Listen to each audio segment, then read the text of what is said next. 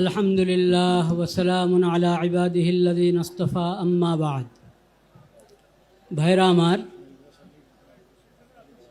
আজকে একটা গুরুত্বপূর্ণ ইমানি বিষয়, সবচেয়ে গুরুত্বপূর্ণ ইমানি বিষয় নিয়ে আমরা এখানে একত্র হয়েছি। বিষয়টা সবার কাছে স্পষ্ট, কিন্তু কিছু লোক অস্পষ্টতা সৃষ্টি করার চেষ্টা করে। ও বিষয়ে আমি এক দুটো কথা বলতে চাচ্ছি। আরে ভাই,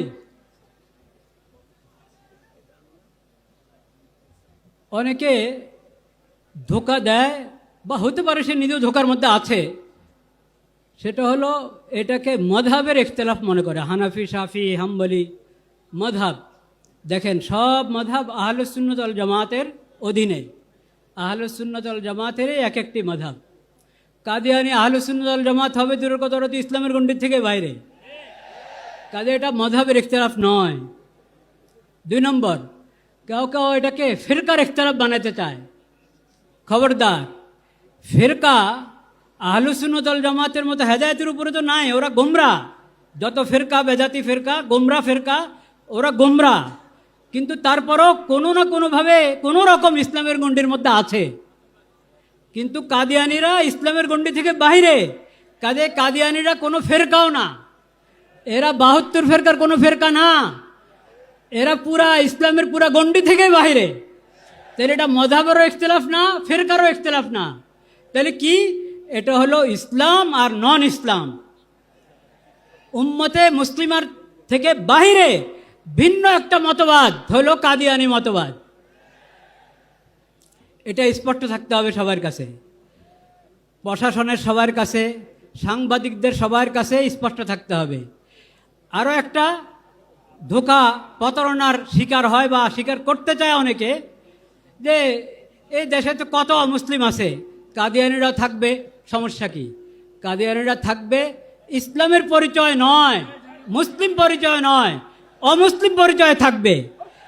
এই কথাটা প্রশাসন বুঝে না যে তা না, খুব ভালোভাবে বুঝে, সাংবাদিকরা বুঝে, কিন্তু তারা আমানতদারি রক্ষা করে না। নিজেরা মনে হয় ধোকার মধ্যে থেকেও ভান দেখায়, বুঝে না। আসলে সবাই বুঝে।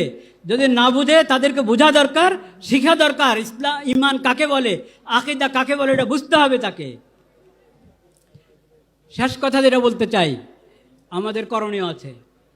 আমাদের করণীয়, প্রশাসনের করণীয়, নিজেদের ইমান এবং ইসলামের পরিচয় দেওয়া।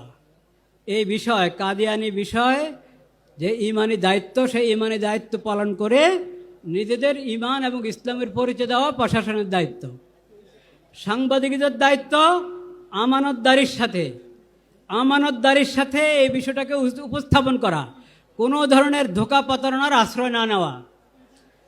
সকল ব্যবসায়ীদের দায়িত্ব, তারা কাদিয়ানিদের সমস্ত পণ্য যাতে এমনি পিছনে পড়ে যায়, ওইভাবে জরুরি সমস্ত পণ্য উৎপাদন করা, বাজারজাত করা।